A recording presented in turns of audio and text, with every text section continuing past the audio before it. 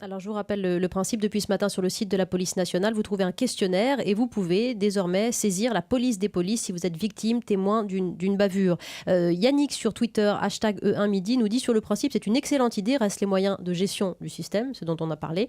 Et on a une question au standard de Thomas qui nous appelle au 39 21 pour réagir à cette saisine. Bonjour Thomas. Oui, bonjour. Alors moi, je me demande si avec ce site, la police ne cherche pas à regagner la confiance de la population. Vous en pensez quoi? Alors c'est vrai que c'est le but affiché de Manuel Valls, Nicolas Comte. Mais Vous savez, c'est pour ça qu'on n'a pas été contre ce dispositif, puisque Mhm. notre avis nous a été demandé, parce que je crois qu'on ne peut pas être contre la transparence. Encore une fois, comme je vous le disais, une intervention de police, en France, il y en a une toutes les 7 secondes.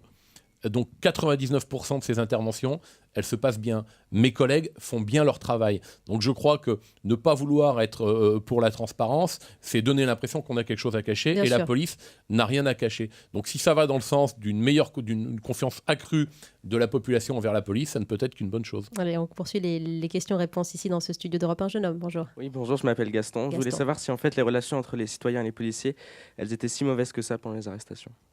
Les relations entre les Merci. citoyens et les policiers sont particulièrement tendues depuis quelques années. On sent bien que le niveau de tension et le niveau d'agressivité a augmenté et mes collègues en sont victimes tous les jours.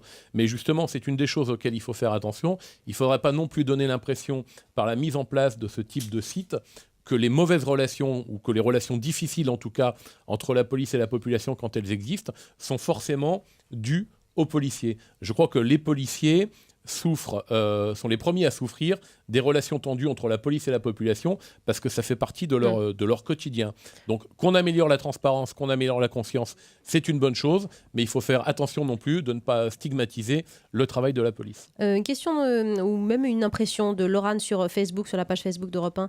Il dit n'importe quoi comme ça, les délinquants auront encore plus de droits. Il s'inquiète, Laurent, vous le rassurez? Je crois que ce n'est pas une question de plus de droits pour les délinquants. Par contre, on peut partager une inquiétude, c'est le fait qu'un certain nombre de gens qui commettent des délits vont avoir tendance à se plaindre de la police, comme c'est déjà le cas d'ailleurs au niveau de l'inspection générale des services, pour essayer d'amoindrir leurs responsabilités. D'autre part, ce qu'on peut craindre, c'est qu'effectivement, un certain nombre de mes collègues doivent passer leur temps à rendre compte ou à se justifier de la manière dont ils ont fait leur travail, et le temps qu'ils passeront dans un bureau à remplir des rapports pour Ouais, on justifier a bien leur compris. action, eh bien, ce sera du temps qu'ils n'exerceront pas sur la voie publique. Merci.